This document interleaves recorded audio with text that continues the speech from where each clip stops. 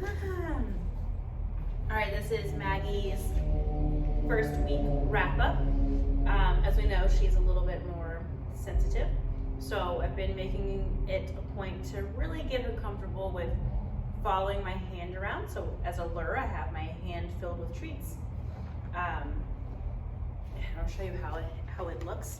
I just have like a couple in my hand like this, and I will kind of make like almost like a taco and have my thumb over them.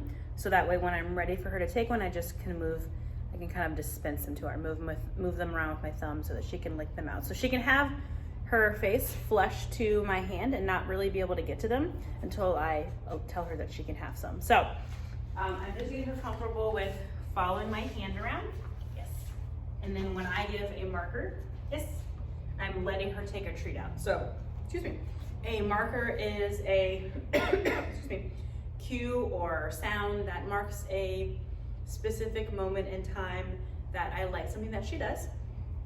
And for her, that's going to announce the arrival of food. So over time, every time she hears that sound, that marker, food is given to her, food is offered, presented. It'll take on an association of marker equals good things. So that way I can use it to kind of shape the things that I want. When she shows me a behavior that I want, I can mark that exact moment in time and eliminate the possibility of alternative behaviors that happen between the behavior I want and me offering food. So for instance, if I put her into a sit and then while I'm going to get food out of my pouch, she gets up and I give her the food right there, I don't want to accidentally I don't want to reward not a sit. So that marker, creating that association, will show her that when she goes into a sit and I mark it, even if it takes me a second to get food or she offers up alternative behaviors in that time, she knows that the thing that I'm rewarding is where I marked. I hope that makes sense. So I'm just using that to play around with getting her muscle memory, doing random things, mark those moments. We've already had a pretty nice association. She hears the word yes, she knows that it means I'm gonna offer her food. So if I'm luring her, and I have my hand filled with treats, there's a treat right there, there you go. When I'm luring her around and trying to manipulate her into different positions, as soon as she shows me the thing that I want, I can mark that moment and let her take food out of my hand. Nope. So she has a couple of different markers. She has the word yes, we have the word good and okay. Yes means I like what you did, come take something from me. So she doesn't have to do anything past hearing that marker.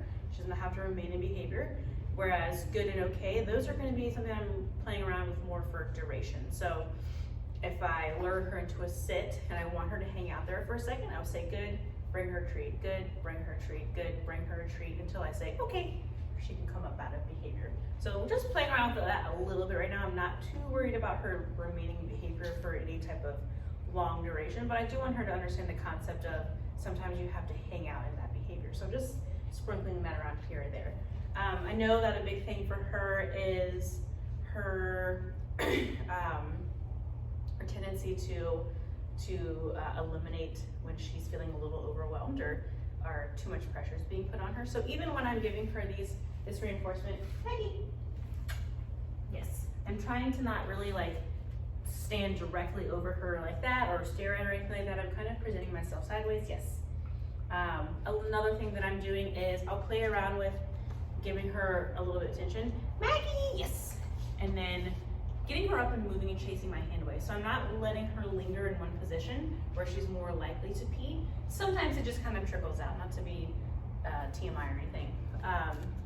But I want to utilize that element of movement so that she doesn't sit and feel so much pressure that she needs to go to the bathroom or that it just comes out. So I want her to get excited. I want to gradually introduce the concept of good girl, yes, of me being over her isn't such a vulnerable position for her. So Maggie, yes, getting her up and moving when I socialize with her. Hi, yes, good job.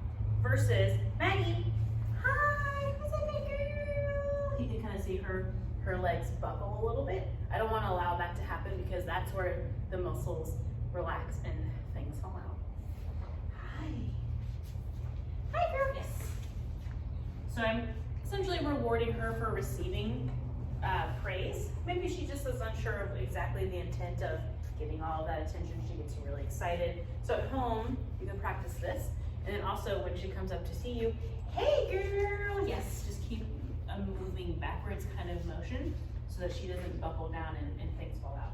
I hope that makes sense and it's not too graphic. Hey girl. Good. No. It fell out. Hold on, we get my leash. Good. Let's go. Yes. Yeah, good girl. Hey. Place. Good. Let's go. Yes. So I'm doing a little bit of blur fading. Let's go. Yes. Okay. Good girl. Yeah. Good girl. Yeah, good girl. Yes. So right there, she needs kind of that marker. When I went to go pet her, it was a little bit too much for her. Ah, yes. She's like, what is happening? Hi, yes. And there's also somebody behind us. So she's like, what are these sounds? Hey girl, yes.